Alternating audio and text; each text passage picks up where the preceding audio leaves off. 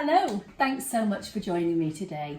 I'm Sarah James from Soap School, and today I thought we'd make sumac soap. Sumac is a wonderful kind of almost bitter citrusy spice that's used a lot in Middle Eastern foods, and I've never used it in soap, so let's give it a try. Now, if you're interested in soap making or you're already an existing soap maker, hit the subscribe button underneath and you can join along with us every week as we produce new and different soaps, often using things that you have in your pantry or that you can get hold of easily. So sumac itself is this lovely, almost like a burnt, rich red colour. Now, I don't expect the colour to last, but you never know, it might do. So what I'm going to do is I'm going to split this up, and I've put some into my lye solution already, and it really doesn't seem to be doing much at all. It's a kind of nondescript yellowy beige colour. But I've also kept half of the mixture back, and I thought I'd put that directly into the oils themselves. And I'm going to get lovely little speckles from this anyway. And you might even want to try it out in your food. And it works well with things like lamb or chicken, or even in with your fish. I thought I'd use a pipe mould for this one. I just think it's going to be a nice shape. Give this a good mixing before we start, and I'm going to add this at the end.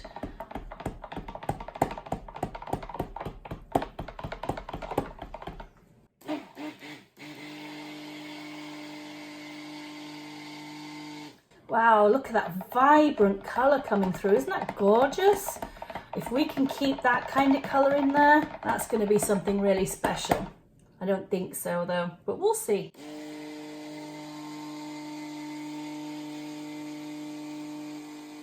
Just look how much that colour's changed from that bright, vibrant orange, and now it's gone more of a tan colour already, just in about 30 seconds.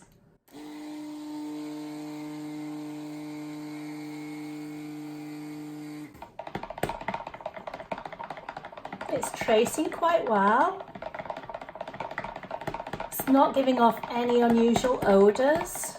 These are all things when you're using new ingredients that you need to kind of be thinking about. Now, when you do buy sumac from the supermarkets or the stores, it normally has a very small amount of salt added to it, generally about 5%. And that means it's likely to firm your bars up a little bit and just make them a little bit stiffer or harder than normal. And that's good, especially if you've got a softer recipe. I'm going to add the remainder of my sumac powder straight in. Just roughly mix this.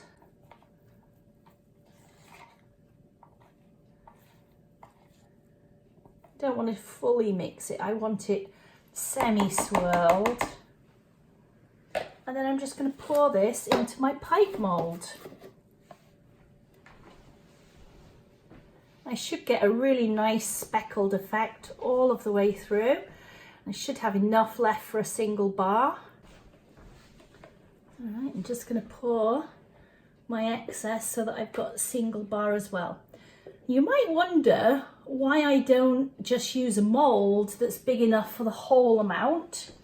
Well, when I'm testing my recipes, I like to have one of my soaps gelled and one of them ungelled, and that way I can see the difference in the colour between the same batch.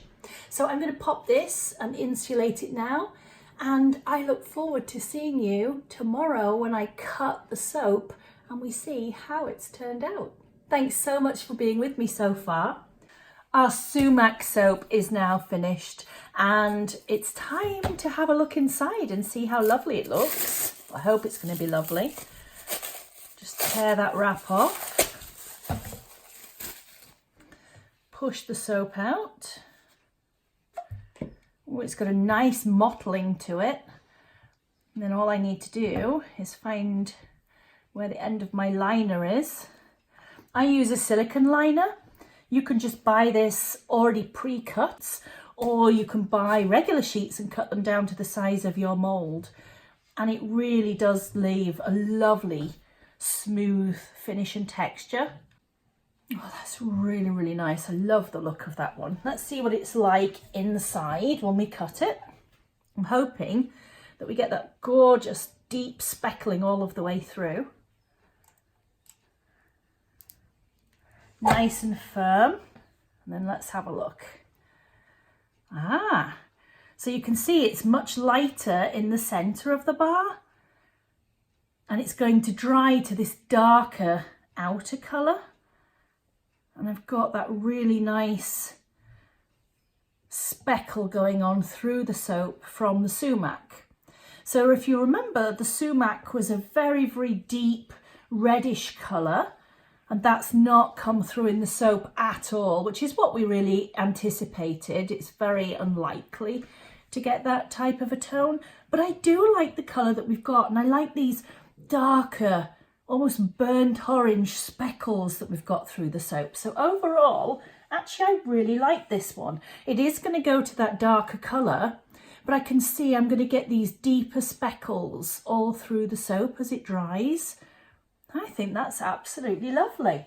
I will put the recipe for this into the description underneath if you'd like to join in and make your own version of this. And don't forget, you can change the oils in the recipe and maybe use one of your own favourite soap recipes, but still use that Sumac in there.